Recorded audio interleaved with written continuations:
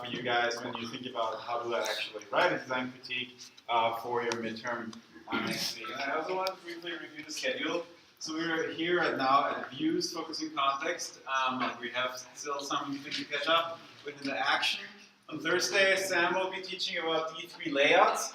And this is kind of like what will be on the exam. So basically by next week Thursday, or by this week Thursday, we'll wrap up the stuff that will be that we'll have in the test, and the lecture on Tuesday will not be on this test, but on the one at the end of the semester. Because I also want to give you guys some time to read up.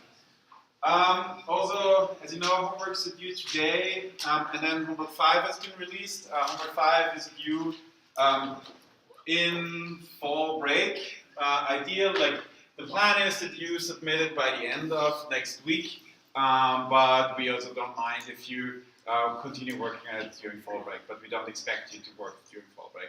So we kind of designed it like that. Just an administrative question. Were we assigned another reading, another paper to read last week? Yes. So we have 3 total. Well, so I'm actually not going to discuss it today because I'm a little bit behind, so I'm not going to include that in the test. Okay. So we were then. There's 3 total. Right? There's 2, right? The crowdsourcing one and the interaction one. And the Tomorrow Monthly one with the nested design model. I'm not going to get to that today, and so we're not going to do it this test, but next test. Okay. Thank you. Other questions? Okay, so if not, let's jump back into it. We talked about interaction last time, and the kind of motivation for interaction was about like, we need to explore data that is big and complex. We either have too much data that we need some kind of like zooming or kind of like dynamic revealing, or we might want to leverage different ways of showing the data. So we have this example here where we kind of faceted this data set of like tax rates by industry.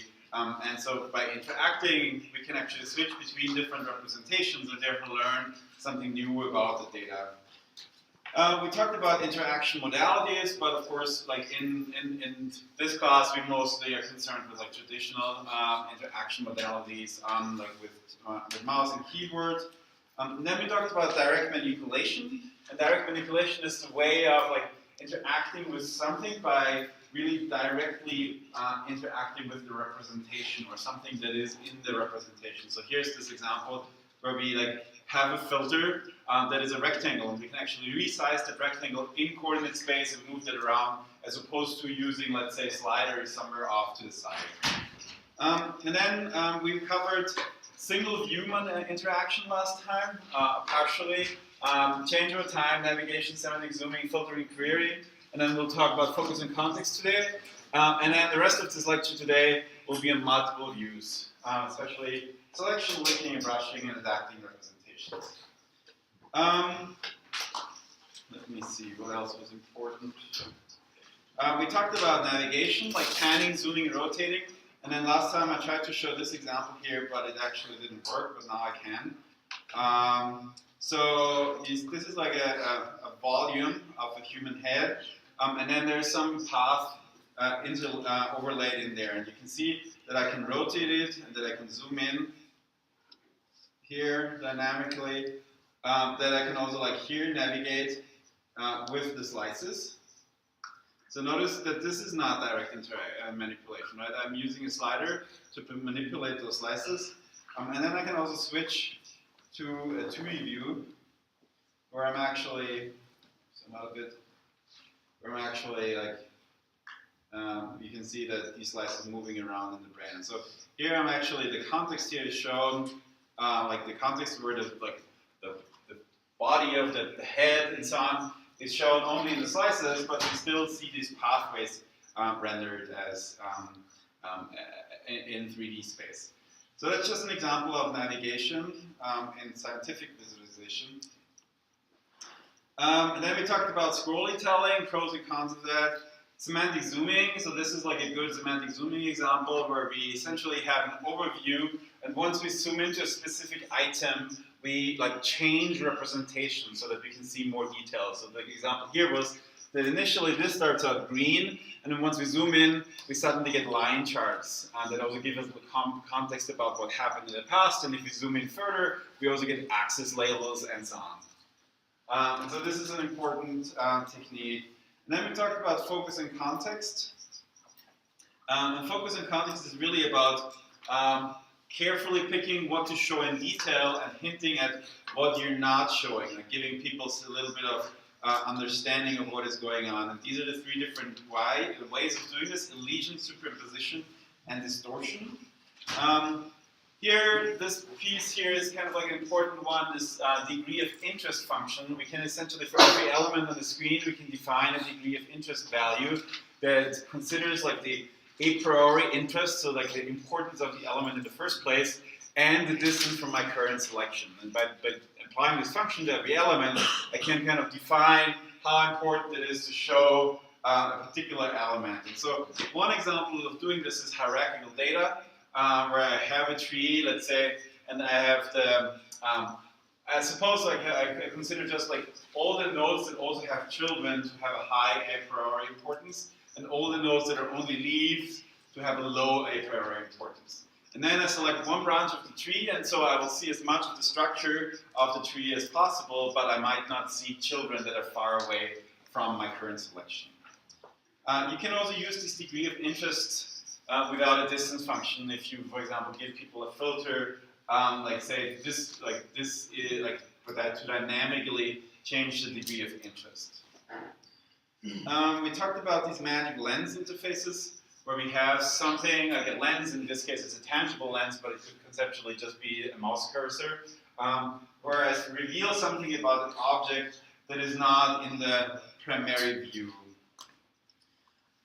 Then we talked about distortion techniques, and distortion, basically what we came to the conclusion was that it's useful in like a 2D context, or in a 1D context, I should say. Like here, that does make sense in this dream graph, but whenever it's also tricky to use because I'm distorting a lot, right? And so we had this example that uses perspective, which is not necessarily like that's historically interesting, but isn't really something that we use nowadays.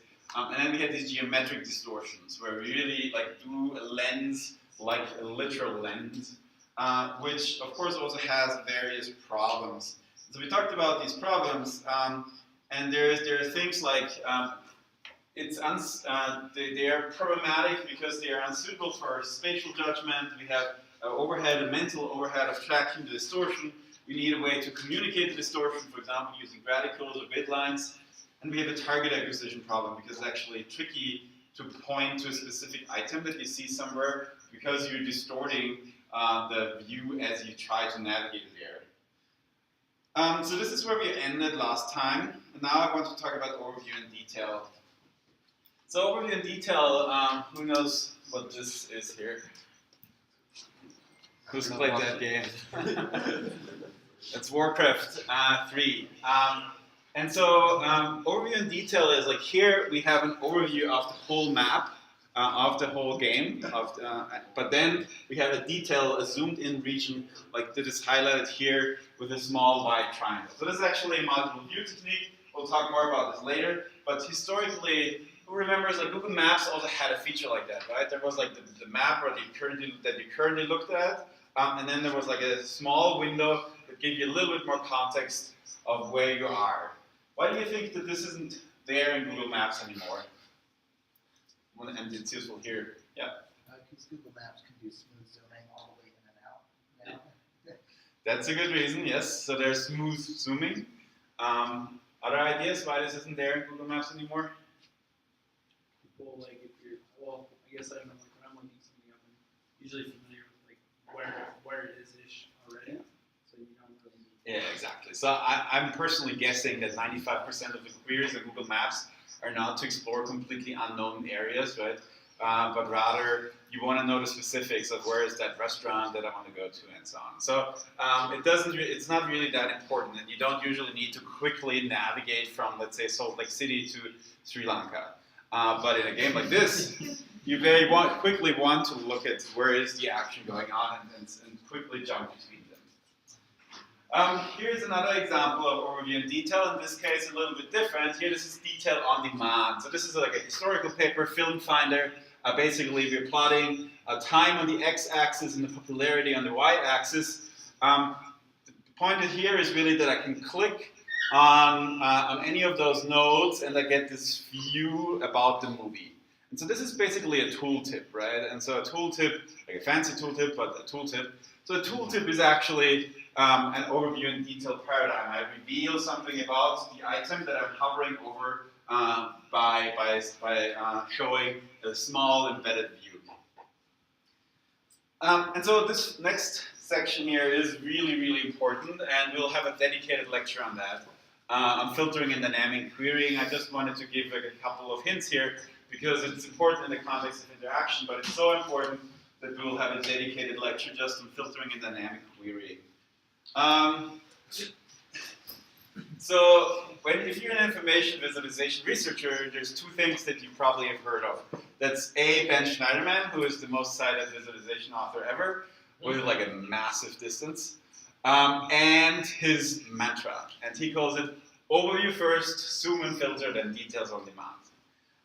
And he actually wrote a paper, which is very short, where he kind of like made the case for this exploration paradigm.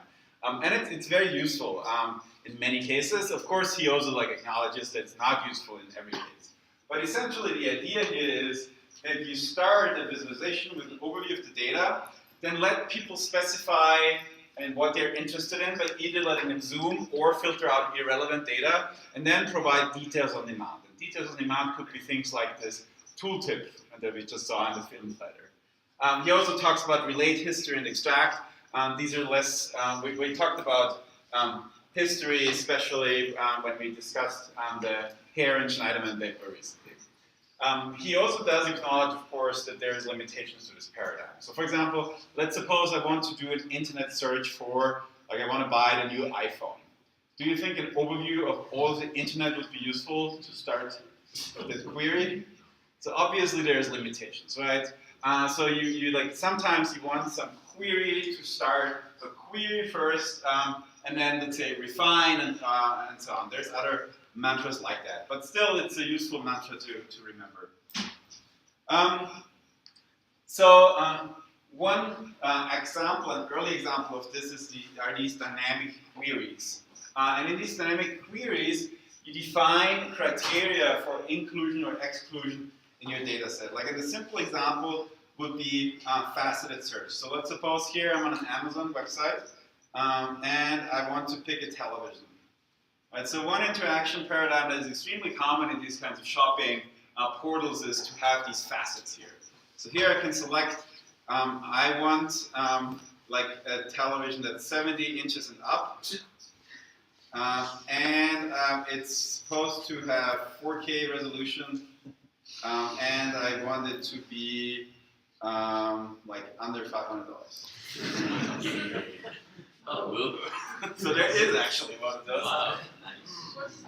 That's Correct. 43 inches. So it's actually true. So something is wrong with the faceting here. But yeah, the point is, these interfaces are very useful to quickly narrow down the search space. And so what you're giving people the ability here to discover like what are the big categories that you can classify something by. And so these are like quite common. This also comes, like all of this comes out of the like HCI and visualization research. And so here I want to show you like a 1994 paper also by Schneiderman on using these kinds of criteria for inclusion and exclusion.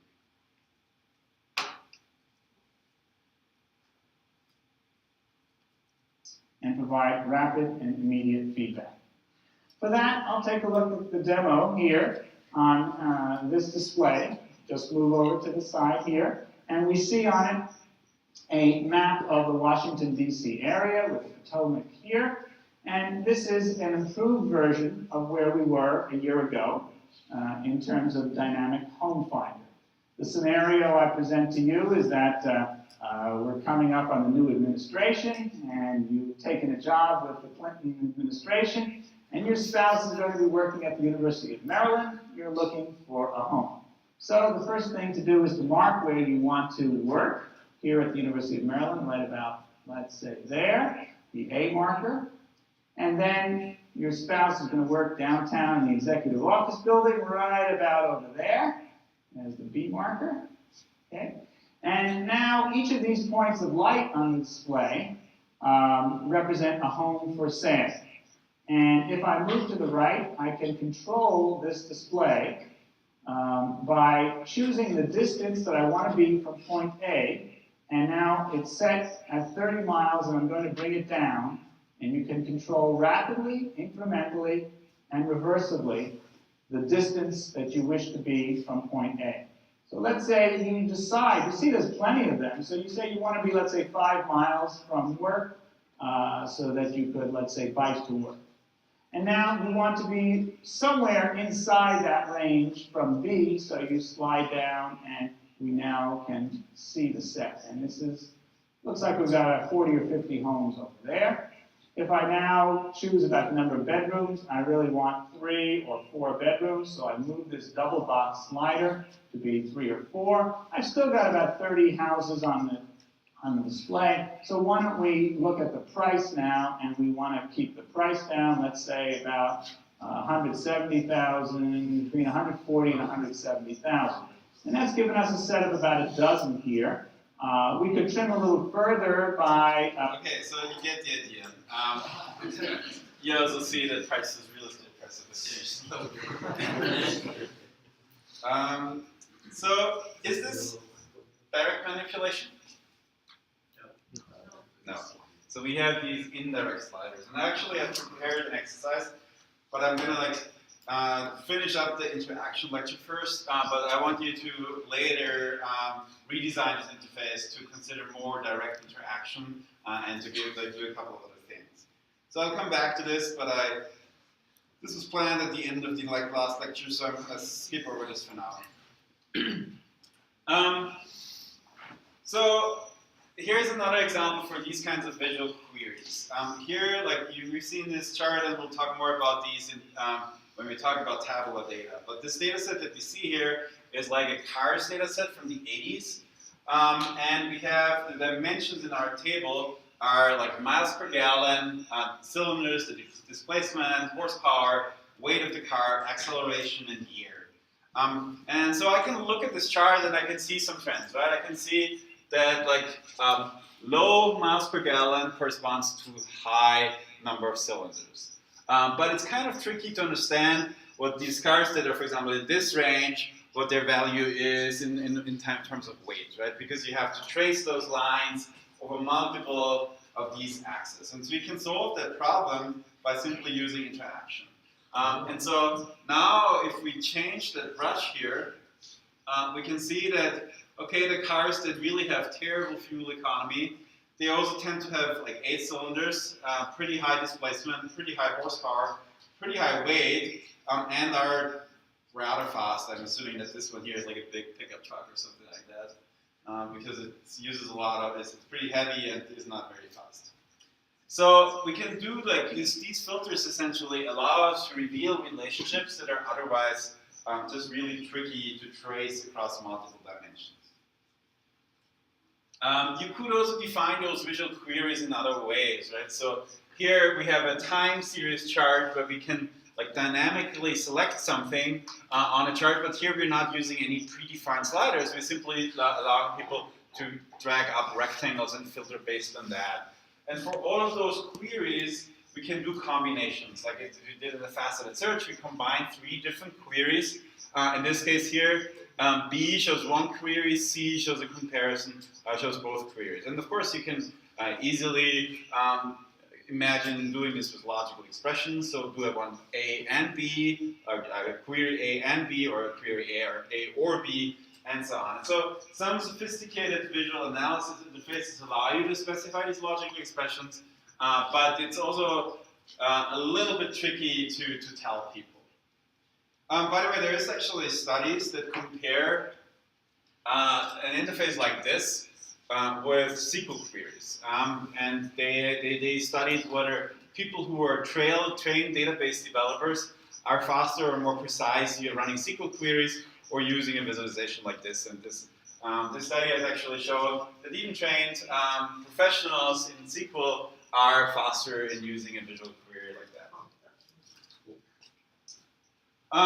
Of course, I could do the same thing in 3D space, right? The placement would be a little bit trickier. Here we have 4 different states where we have different levels of filters. So actually 2 filters applied here. We start out with A.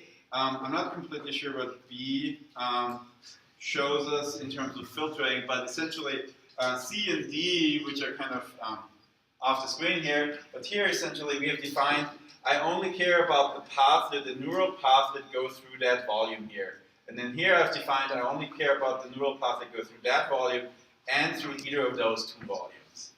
So you can like apply these queries or these like direct manipulation queries in like diverse settings. Another very common way to filter is incremental text search. You all remember the baby name wizard that I showed in the very first class.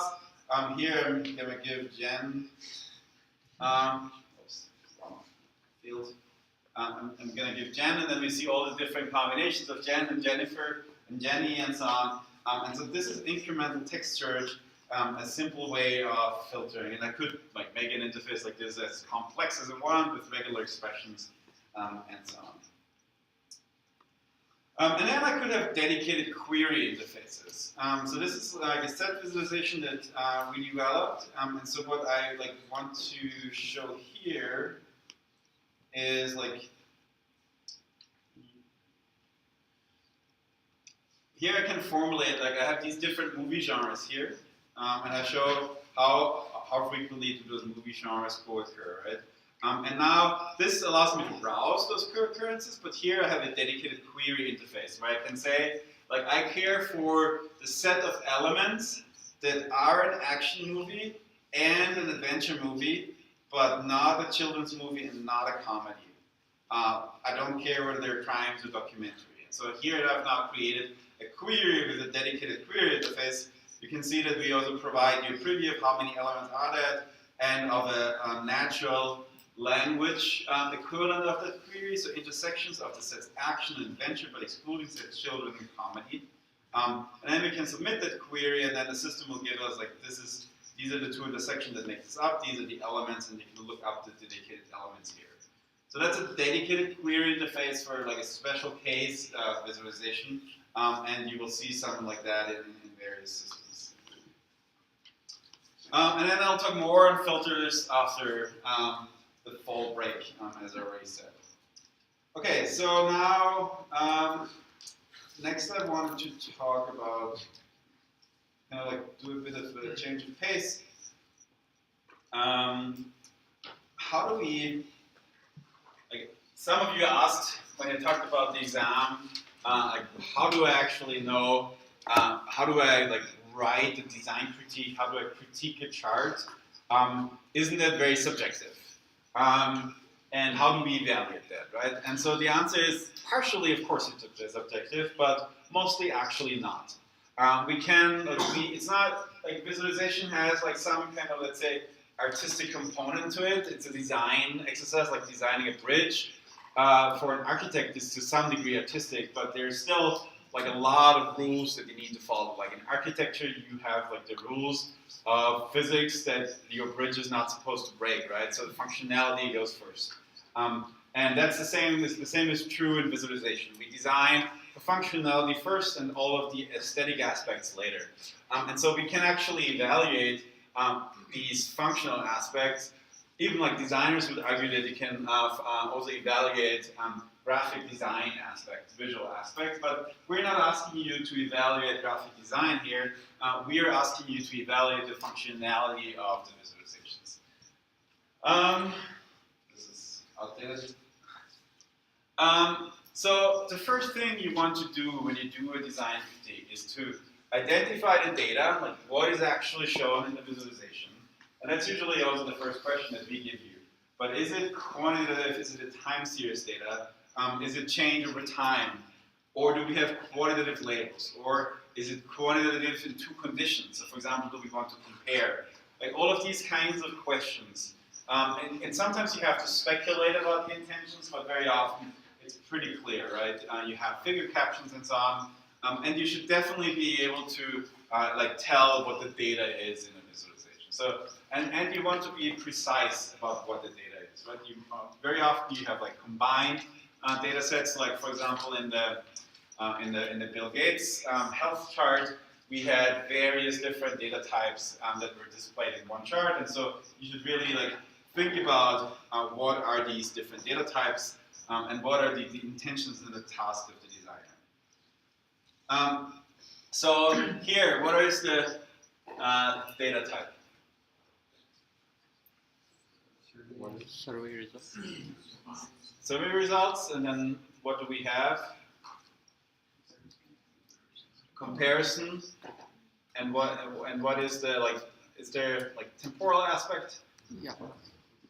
Well, we have before and after, right? So we have no continuous time, but we have 2 time points.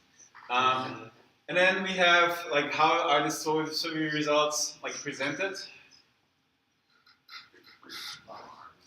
Stack bar. Yeah, I mean not in the visual representation. I mean in the data. Like, is it like a continuous scale from 1 to 100? It's discrete. We have 5 categories, right? So what we actually have is like quantities of 5 response categories at 2 different time points. So that's the data that we have here. The task, what is likely the task here?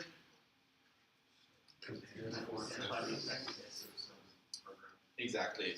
Identify the effectiveness of some program, and if we drill this down to a visualization task, it would be comparisons between 2 different time points of frequency of charts. Both are actually correct answers. Like when we talk about tasks after fall break, or even I might do this on Tuesday. When we talk about tasks, we talk about domain tasks, which is like here would be comparing between the survey results at 2 different time points, and abstract visualization tasks that we can generalize. Compare quantities between 2 different time points. Second step is identify marks and channels. So to recap, what is a mark?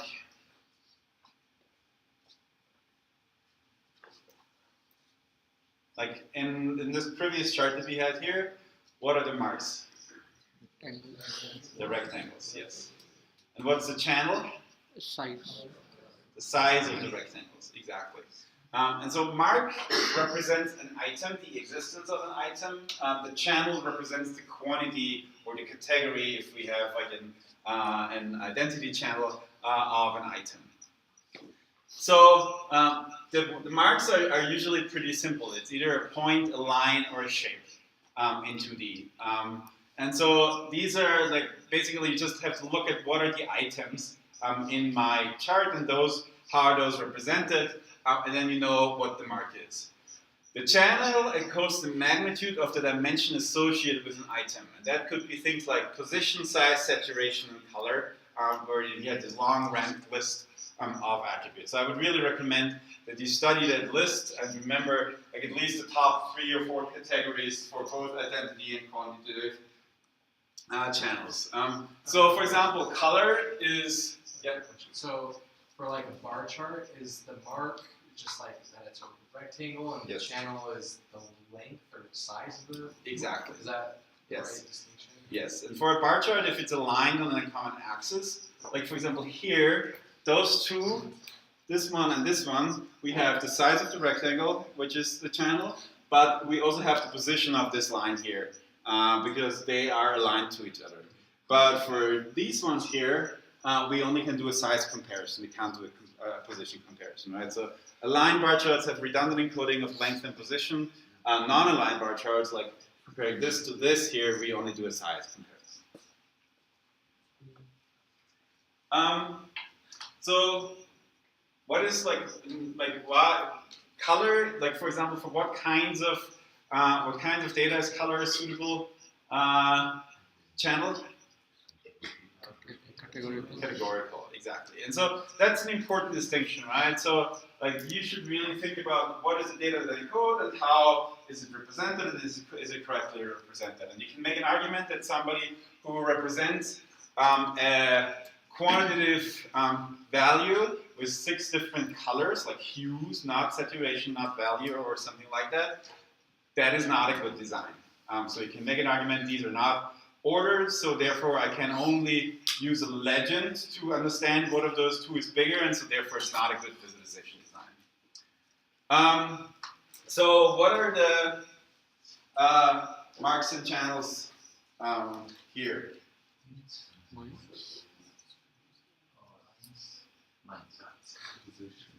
So we have position is the channel, and dots are our marks. But then we have another, like we have a second kind of like dimension here. The lines to give us some statistical information, I want to ignore those. But we also have these items, right? So, and that's like categories. That's very common in bar charts or in these distributions. Like it's border shading, interval only. Yeah. Will you also define that as position because they're separated? Yes. Okay. So position, remember, is the best visual variable for both quantitative and categorical values. And in this case, we're using position in X for categorical values and position in Y for quantitative values. What is the mark here? Arcs. Sectors. The slice section, it's the shape, right? It's just the shape of these like pie slices. And what's the channel? Size. Size. Angle. Or angle or area, all of those correlate in that case. What is the point of the color here? Difference between consecutive sectors. Yeah, okay, so like, categories are just, the colors here are basically just telling them apart. I don't see like a specific categorical labeling that is used for the color here. So we talked about a redesign where we actually took out the color. And then, of course, like when you critique visualizations, there's also like we had this lecture on design guidelines, and we talked about pie charts and pros and cons of them. And in this case, we do have a lot of slices. They're not even easy to label anymore. So in this data visualization, as you kind of alluded to, we might want to say in our critique that there is encoding or there are channels that aren't actually effective. They're not communicating anything. Exactly. So here you would want to say like color does not have like there's color used in this chart, but it doesn't have a meaning. It doesn't encode an additional data point. And then that's fine, right? You don't need to judge because that's a design question then, right? But like I personally, like if you want me to judge, I would say that the color is not used sensibly here, but that is like subjective to some degree. What is not subjective, of course, is that there is like a ton of slices here that are really hard to label, and we talked about we can like redesign this chart to make comparisons better. For example, perceptually, it's really hard to distinguish the size of search and mobile here, but if we had that in bar charts, it would be possible. So we rely very much on the labels here to understand the magnitudes of the channel. Then we talked about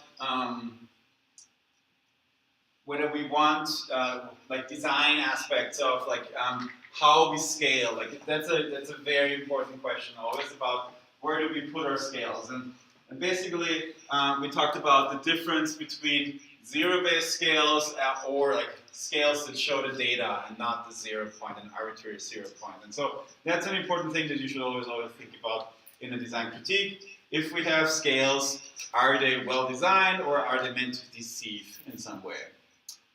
I'm going to skip over that. What is the mark in the channels here? Just to recap.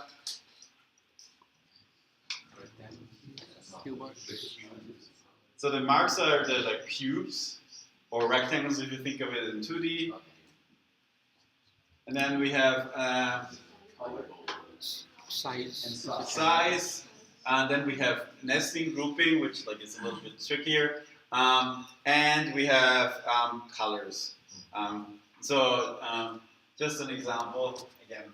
So the third question that you need to ask yourself is basically this ranking of the channels.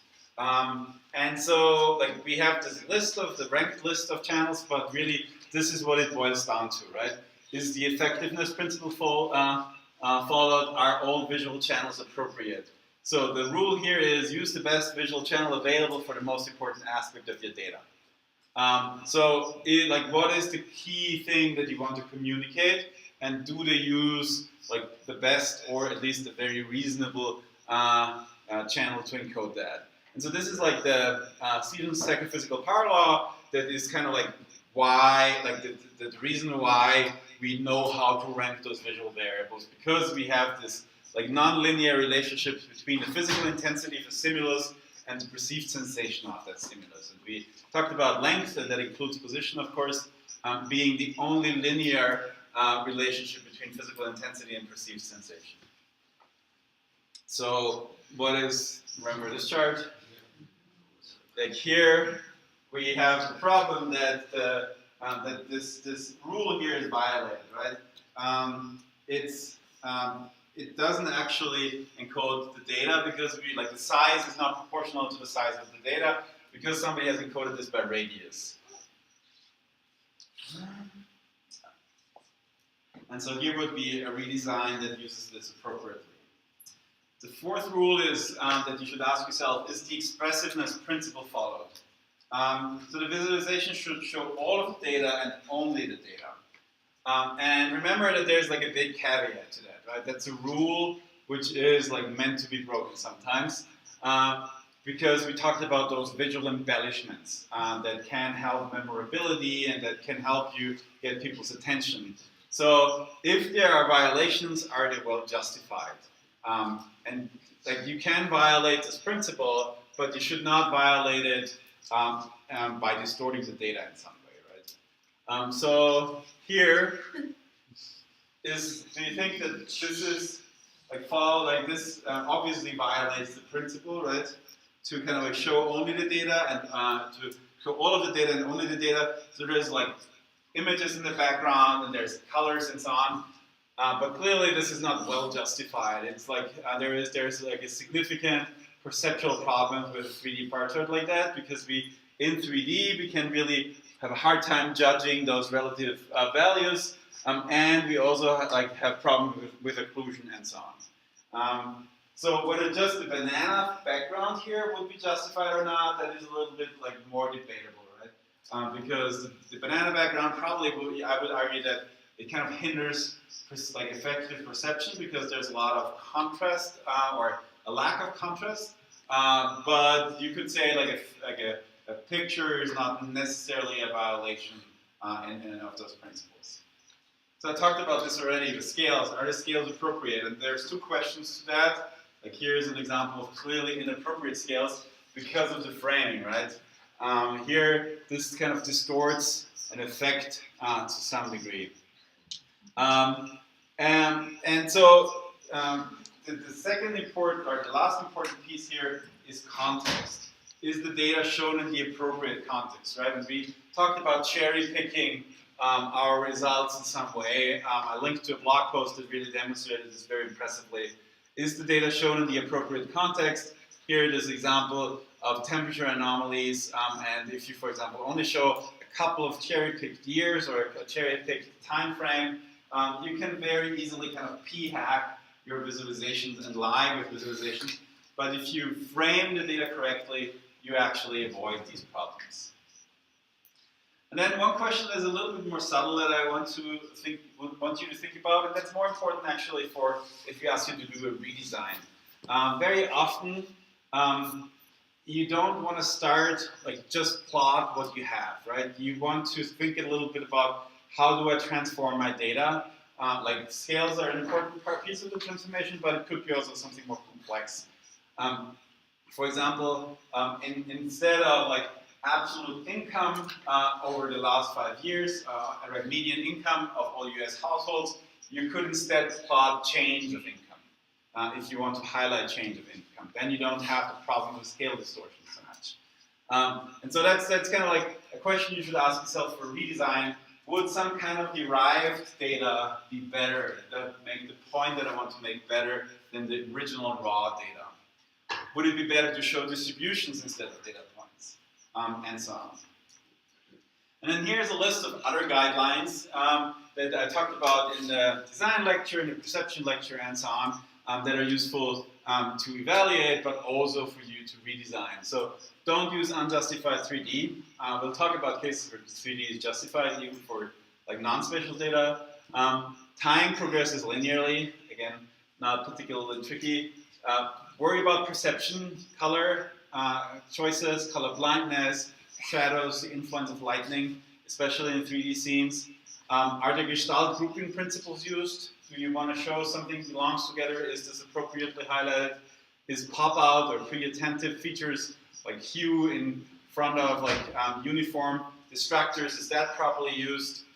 Is interaction or animation properly used? Of course, this is not going to be in your test because it's going to be in paper. And are there appropriate legends and labels? So I'll put those slides online and kind of like use those to go through a couple of examples. You can like easily find, like go for just Google infographics or something like that. There's also like WTFviz.com if you want to like try some outrageous examples. And just apply those 9 guidelines here and see where you get. So any questions about that? Great. So maybe it's a good time to do this exercise now.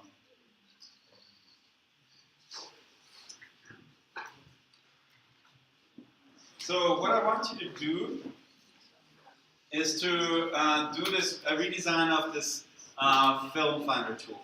So I want you to sketch an alternative interface to use different criteria in different areas. So for example, I want to say I want to be able to live like in downtown DC, and in that case I would be willing to accept a more expensive house than if I live outside of DC.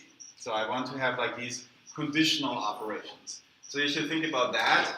And then you should also think about how can I use direct manipulation in that example. So not everything is going to be possible with direct manipulation, but I want you to think about what you could do with direct manipulation. And then I also want like these sliders here. Like we don't actually know if we change the slider how many homes I will filter out, right? And I want you to think about, can I somehow show the distribution of homes across these variables so that I have a better sense before I actually apply a filter, what the effect of the filter is going to be. So these instructions are on here. There's also a link to the video. Can you guys help me handle that? And I'll give you guys 10 or 15 minutes to do that. And I also have scratch paper if you need some.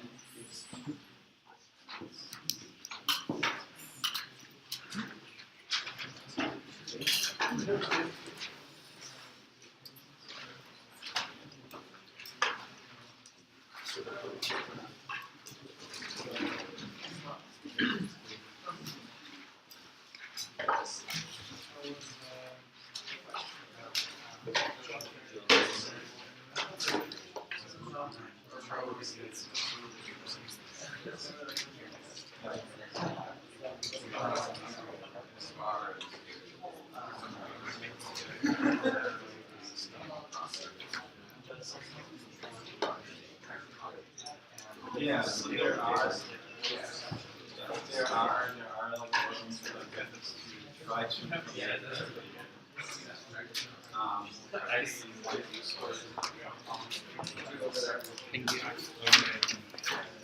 yeah, they are some use. I wouldn't say there are use, but only like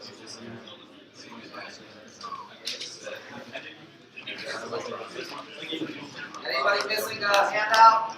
but if you have a well done, All right.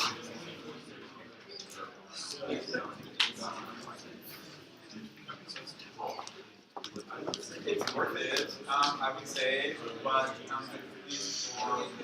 yeah. The question is, like you have like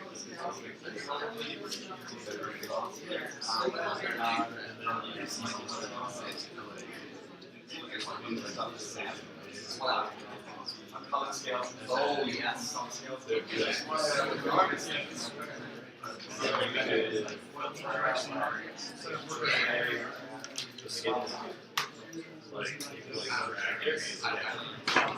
Right, and you can drag this in and out, and you can see practically, yeah.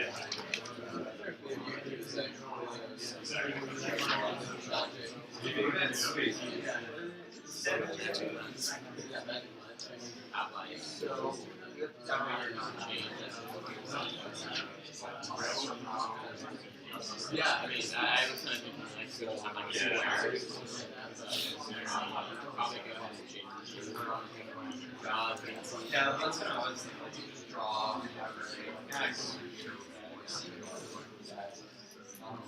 Yeah. I wonder if maybe you could even have like selected areas, like I know, for like neighborhoods in the city, and like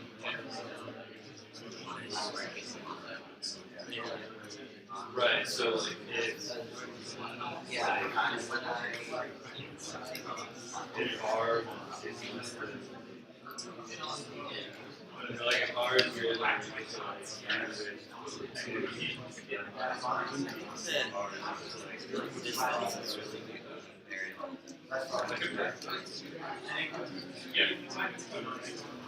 yeah, so that would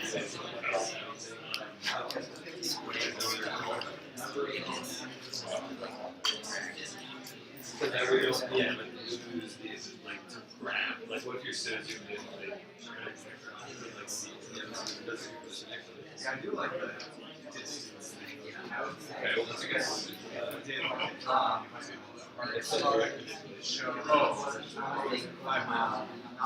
I mean, so it's a trade. maybe if you had to like snap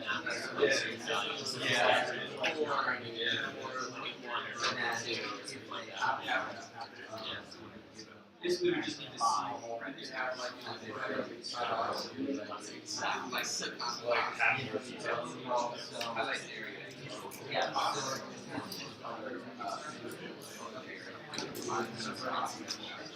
Cool.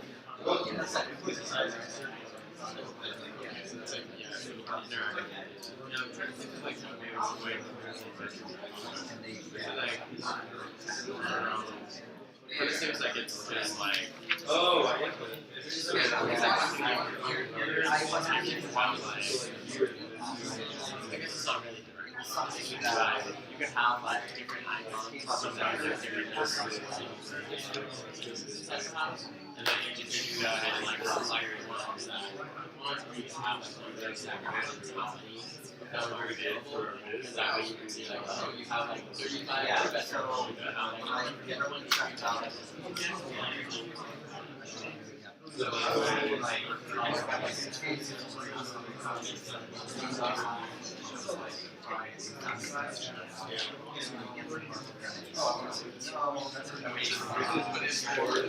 Because, like, I mean,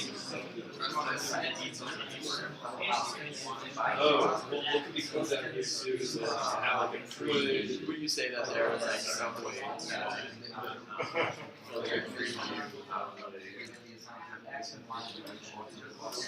Right. is that just like a feature?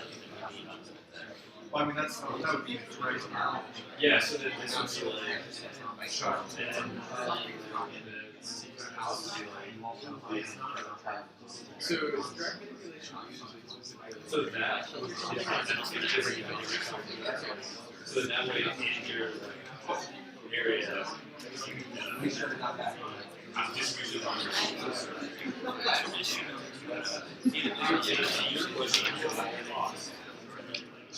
we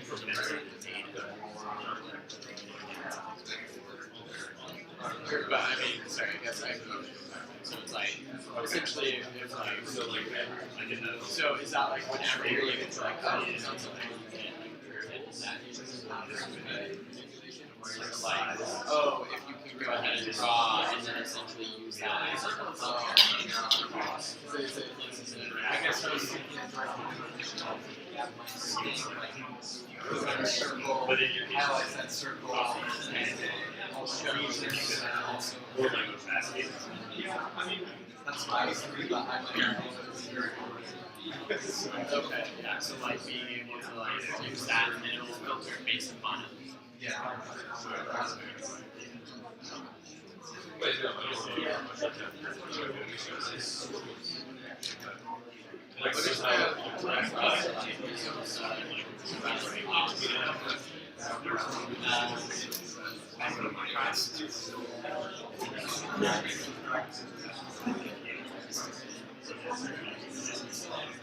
oh, so here, these would be like, this is only like the darkest.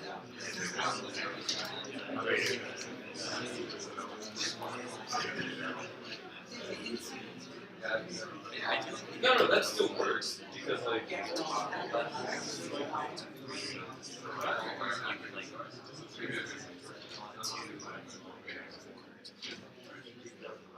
Yeah.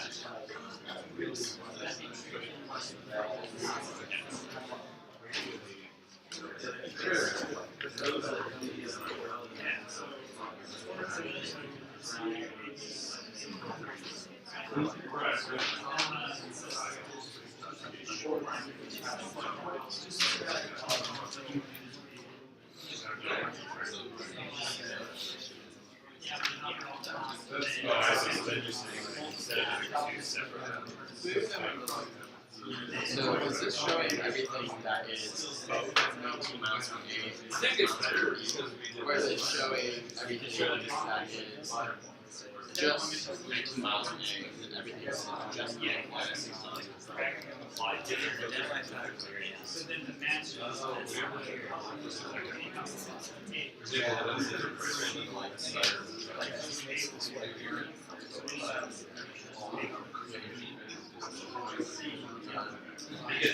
one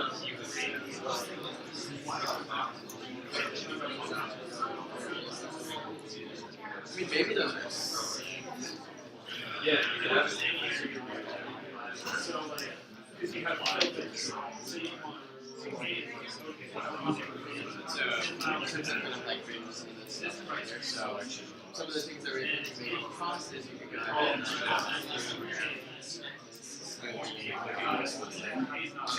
well, I guess you could benefit of something like Instagram and then So I realize you're probably not done yet, but I also have, like, want to get this new stuff wrapped up today. So let's just think a little bit about like the three things we wanted to do here is direct manipulation, showing distributions of home across variables, and then having conditionals for these queries. And like I've resorted them. I think that direct manipulation is easiest, right? So what could you do for direct manipulation? There's like a marquee select or a pad select that would like give you the like whatever helps in the immediate price. Yeah, so you could have like a free-form selector where you can say these are the neighborhoods that I want to do. Anybody else have a solution for direct manipulation? Yeah. We talked about a click and drag for A and B. And so you pull out a radius, and that radius gives you feedback for minutes traveled. Yeah. And then you can see where they overlap. Exactly. So that would be like a very good candidate that basically does what the previous interface did, but instead of having the slider for A and B, we could create like the circle. We could show a circle and we could drag the circle and that could show us the distance and even driving minutes or something like that if you want to be more fancy for A and B. Okay, anybody else have any direct manipulation? Question. We were talking about whether this would actually be direct manipulation, but like, what if like clicking on a dot and it like showed like a picture of a house or something on the side, would that be considered direct manipulation? Or would that be like? It would be direct manipulation in terms of revealing. Well, actually, it's not. To some degree, yes and no. It's not direct querying in that case. Like I'm thinking about querying, but it would be like you click on something and then you get the information. So it's a details on demand. Mm-hmm. I think that's kind of like you could call it direct manipulation. I wouldn't naturally do that. Yeah. Would it be direct manipulation if you decided that some specific house that meets all of your filter criteria, but you have personal vendetta against the house for whatever reason, you can like click on it or double click on it and it goes gray or disappears? Yes.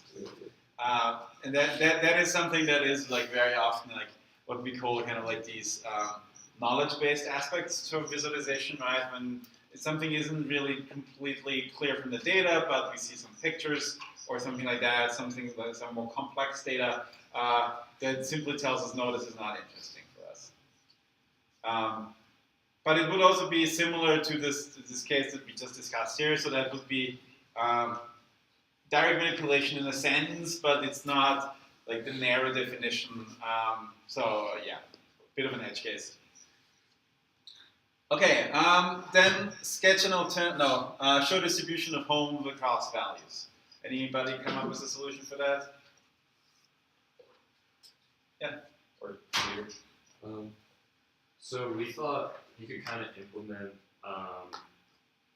so like for example, like if you chose bedroom, you could then like as like your variable you were trying to visualize, you could choose like a mapping. So we could choose like dot size, and then have kind of like what we did on our last homework, where we'd have the minimum as like one dot size and the maximum as the other. Yeah. And then you could show maybe like a histogram below it of like how many houses in the selected area have that value. Yeah, so that's a great idea. You could actually choose to map one of those, like one of these variables directly onto the map, right? And that would give you a very good sense of where do those houses cluster.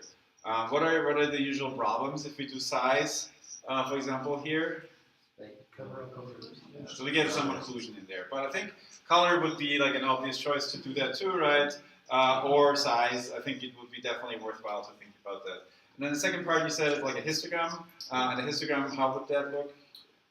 So like the distribution. So it'd be like right below the like kind of the legend of like the minimum and the maximum. And it would kind of have like buckets for like 10 to 20, 20 to 30, 30 to 40, or maybe larger buckets, but and then essentially show like the frequency of occurrence. Yeah, so here's like my redesign that I did. This is the one you meant. So that would be like the histograms here, and then I kind of hinted at the direct manipulation here, right? I could just like move those sliders. Somebody else had an idea for showing the distributions? Yeah.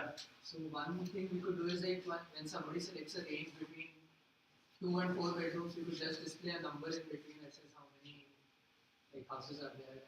Yes, that's kind of like that's definitely possible. We can, instead of basically showing those bars in the histogram, we can show this numerically. Okay, and then the trickier part is really, the question is to use different criteria in different areas. Anybody have a strategy for that? Yeah. So you make a 2D line chart. You have a minimum line and a maximum line. And on the x-axis, you have your A point and B point. And that's kind of like the distance between them. So in between would be halfway. Yeah. And then you can like move around the lines. So if you want A to allow something more expensive, you would move that line up. And then it would be an object shape. So you could even do it like it's basically a complex transfer function editor that you're describing. So you could really like come up with any arbitrary curve, right, to in an interface like that. Anybody else have an idea? Yeah. I just attach the sliders to like the radius around your point. So on each point you have individual sliders. That way none of it confuses. Yeah, that's kind of similar to my redesign here. I basically allow people to define a B1 and B2, and then I split out. It allowed you to split out like the sliders for A plus B1 and A plus B2. But yeah, like your interface is much more general than mine. I basically have discrete options. You could do continuous options. So there's like these things. As once you get into these combinations of queries, it can get quite tricky from a visualization perspective. But it's interesting to think about those things. Anybody want to share something else about their design?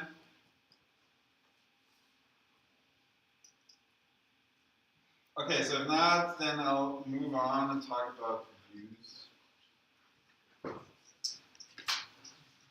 So this is kind of like an extension of interaction, because like it's actually more than that, but it is very related to it also. Remember this like principle, eyes over memory, that we had. With the example of fertility in Japan and the US, we had this animated chart and that kind of like, if you do an animation like that, we would have to kind of like memorize what was the value for a specific thing at this time point, and then compare it mentally to that time point. And the idea of multiple views is that I trade display space over working memory.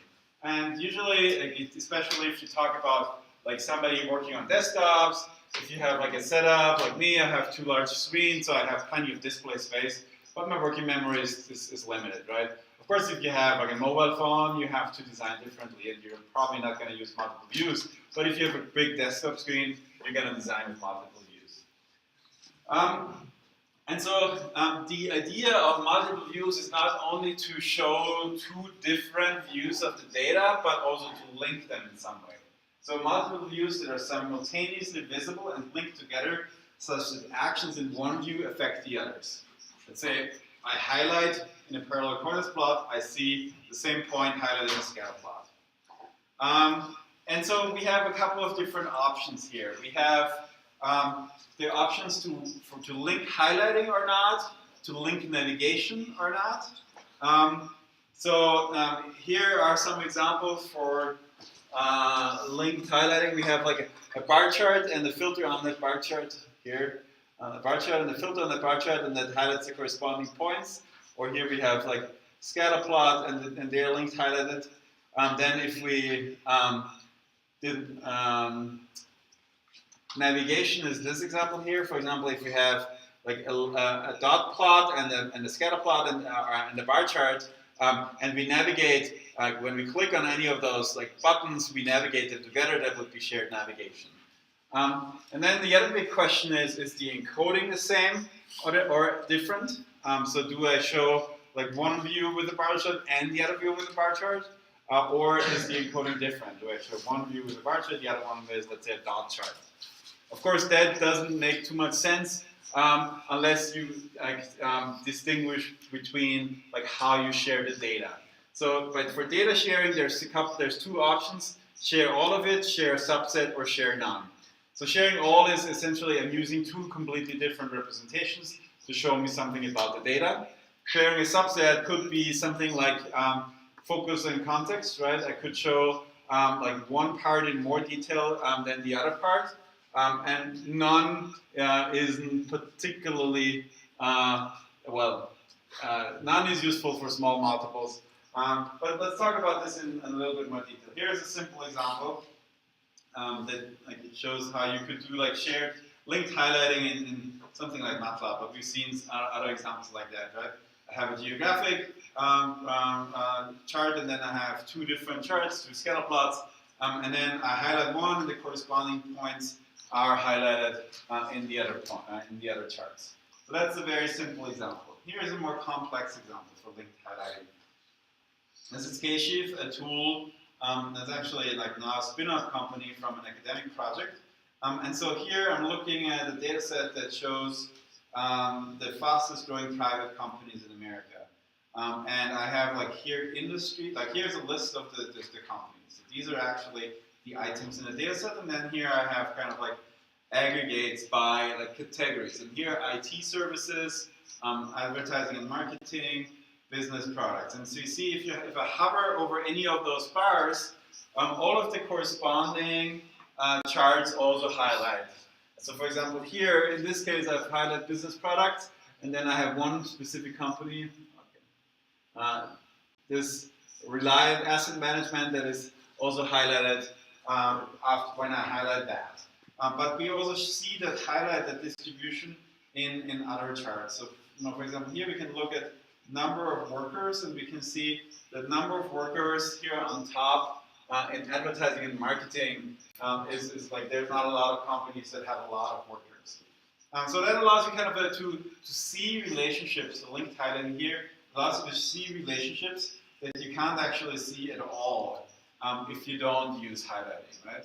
So basically I can ask the question of Quest Nutrition, in which categories is it? Or I can ask how does do companies that are in healthcare, what are their properties on average across these other dimensions? So here, like the linked highlighting actually reveals stuff that you otherwise would not be able to see at all.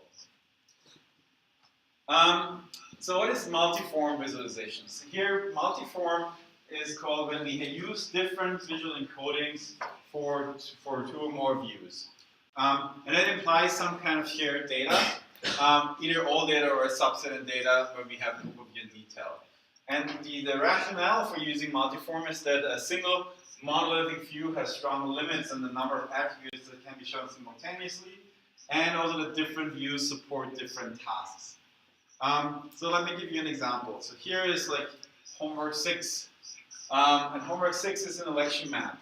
And so we have two views here. We have the electoral vote bar up there. That's basically a stacked bar chart where we see in the Obama-Romney election who won how many votes.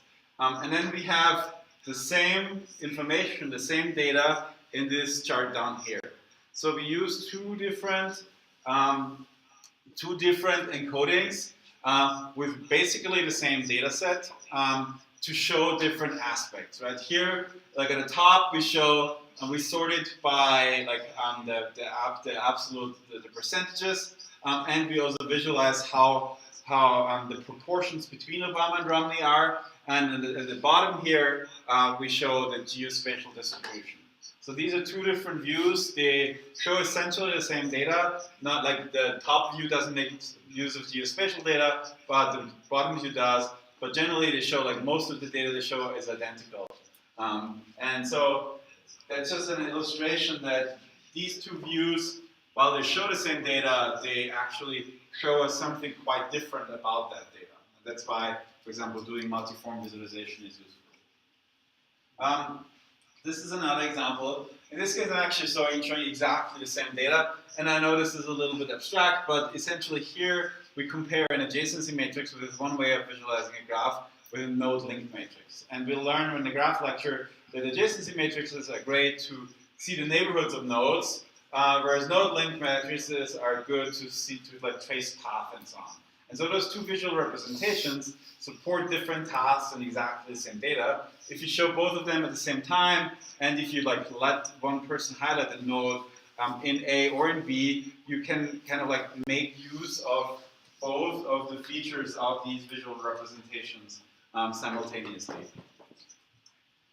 Here is an example that also does something like that.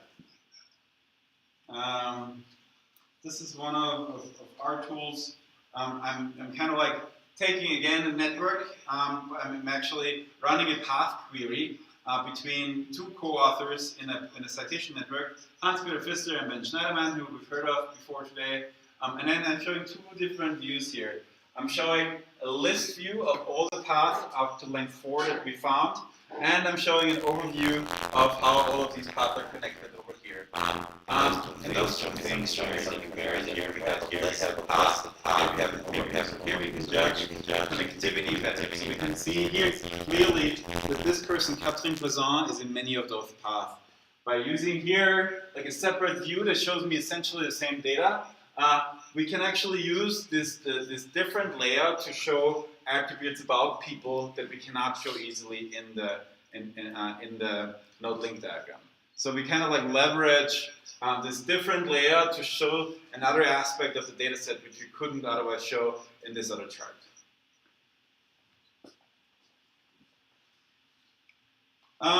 Overview in detail is when one view shows an often summarized information about the entire data set, while additional views show more detailed information about subsets of data. And then the rationale here is for larger complex data, a single view of the entire data set cannot capture fine details. Here's an example. This is the tool is called stack zooming, and I'll show the video. It's pretty quite well done.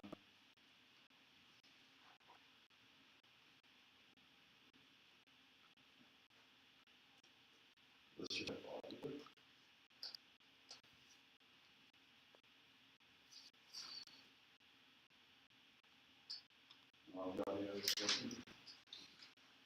Anyway, it's not important, so let's go back to the beginning again. So what you see here is you have like we we load in a time series, let's say stock data or whatever it is. Oh, I had a time marker. So.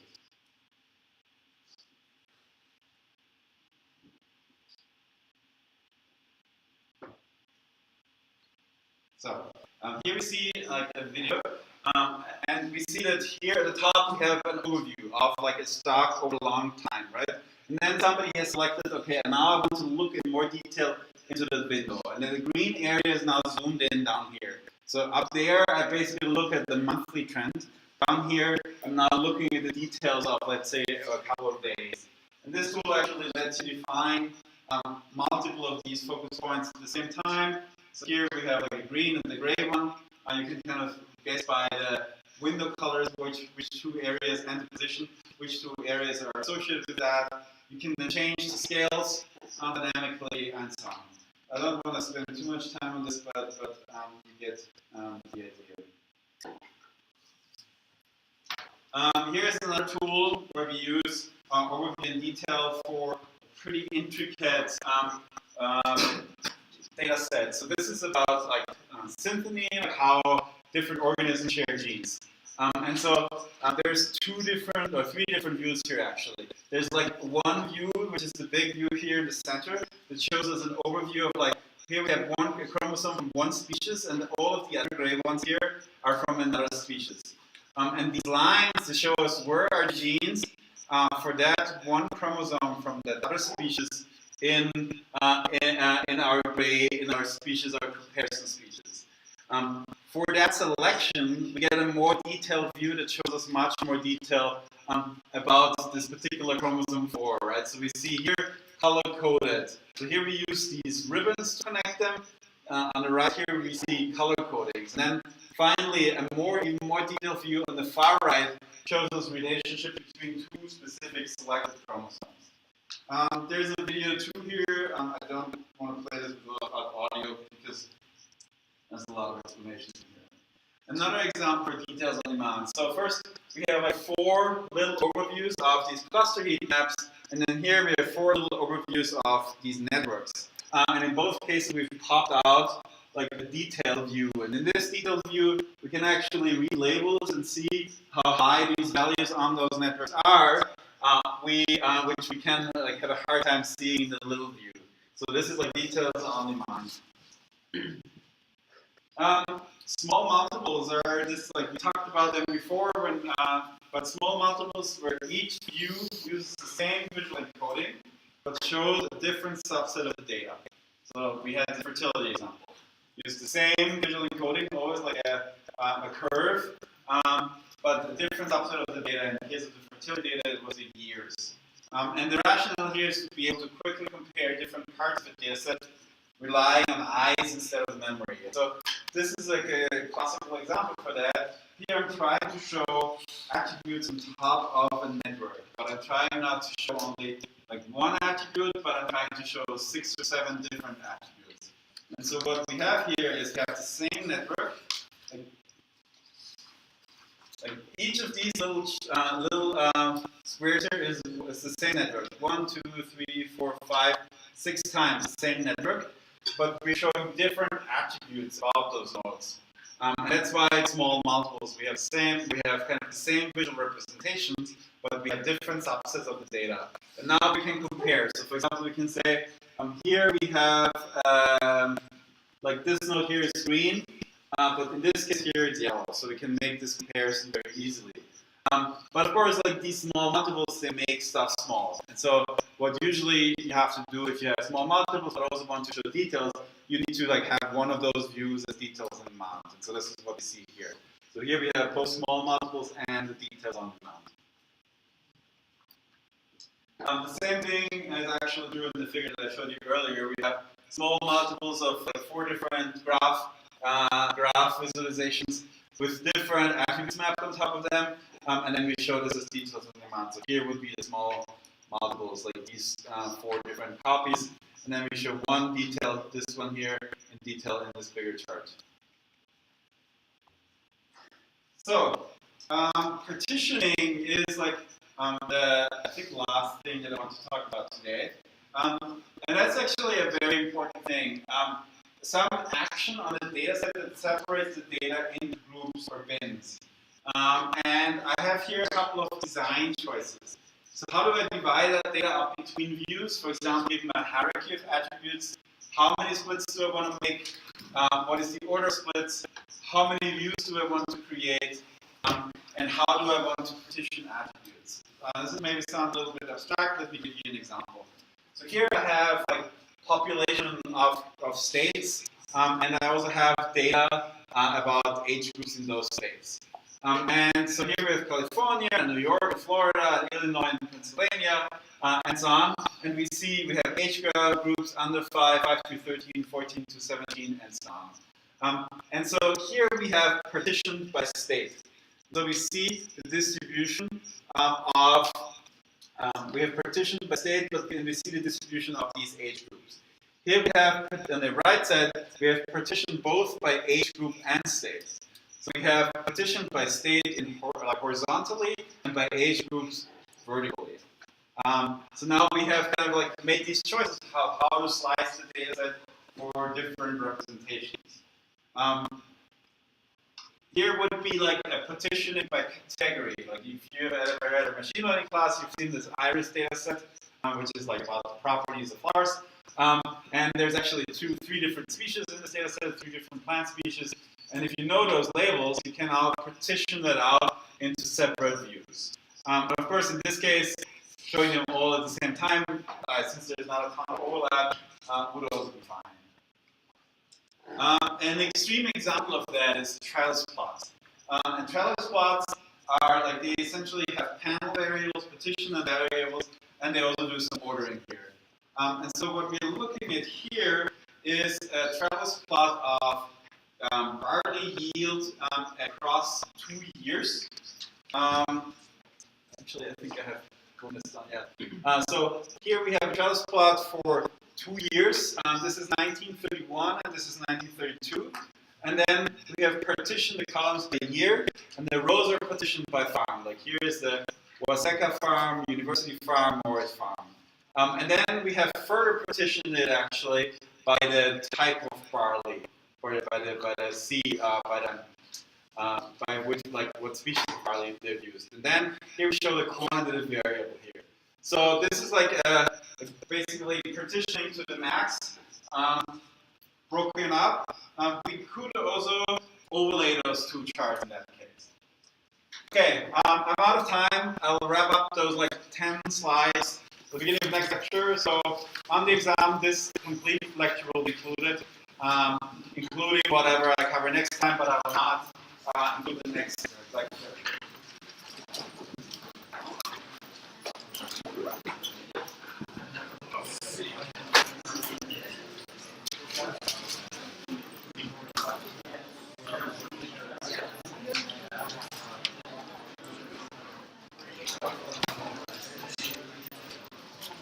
Yeah.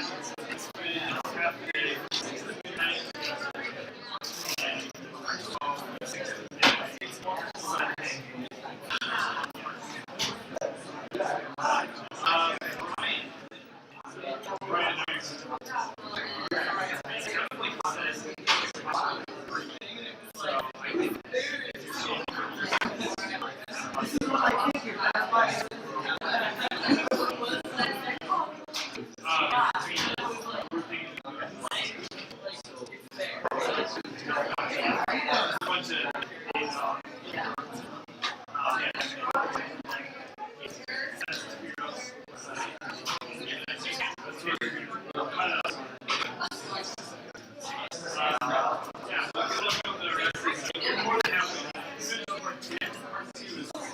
like 70%.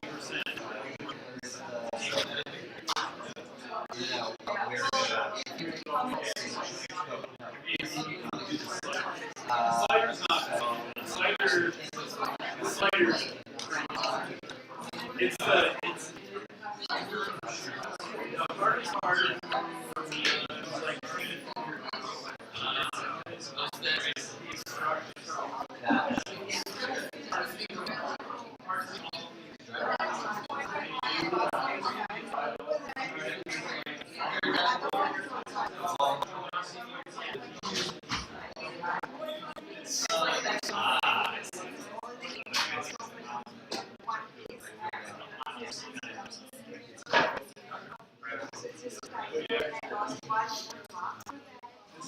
So, yeah,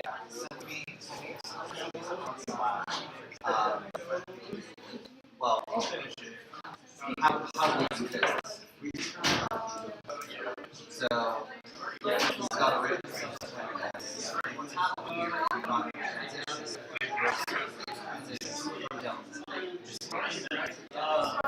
what's happening here, we've got transitions, what's happening there? So, your transition, what happens here is,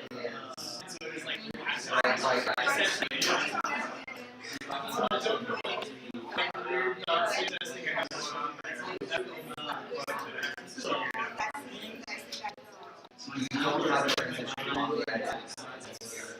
Okay. So, yeah, send me a message.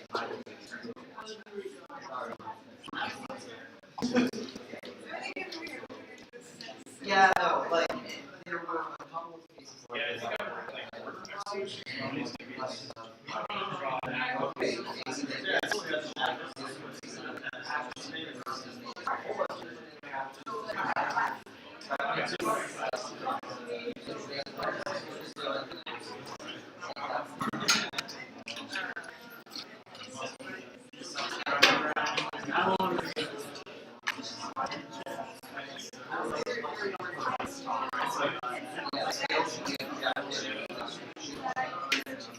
so it should be based on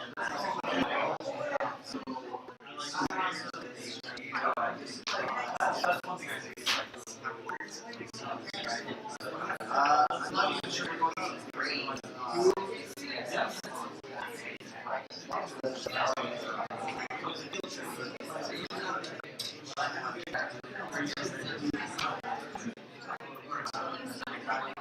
Oh yeah.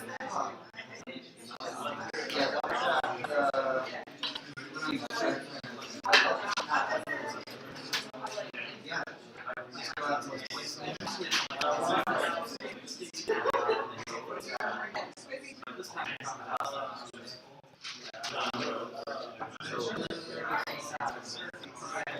yeah.